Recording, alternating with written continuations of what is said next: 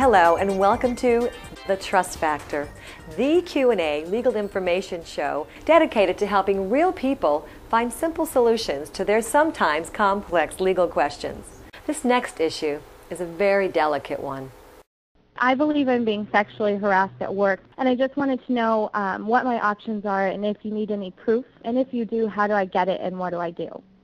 Well, Diana, to answer this question, I want to tell you the two types of sexual harassment that exist under the law in California. The first one is quid pro quo. That's where your boss makes a sexual advance and makes a term and condition of your employment that you submit to the sexual advance. In other words, if you don't have sex with me, you don't have a job. The second type is much more common. It's what they call hostile work environment sexual harassment. You've probably heard that term before. Other people have used it when they call into my office. Hostile work environment sexual harassment is any sexual behavior which is unwelcome and offensive to you. And the key is, however, that it must be pervasive.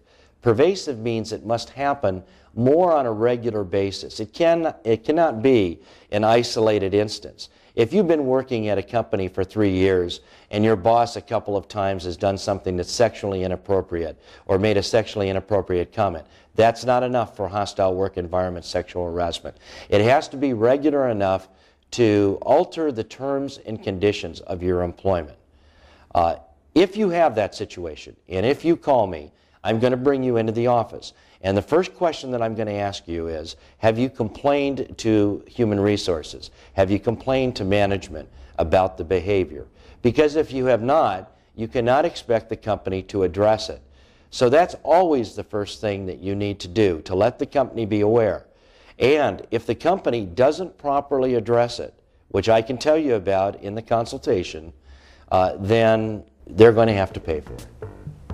Marie, this should give you some sound advice and point you in the right direction. Great advice, gentlemen. You've just made it through the second round here on The Trust Factor.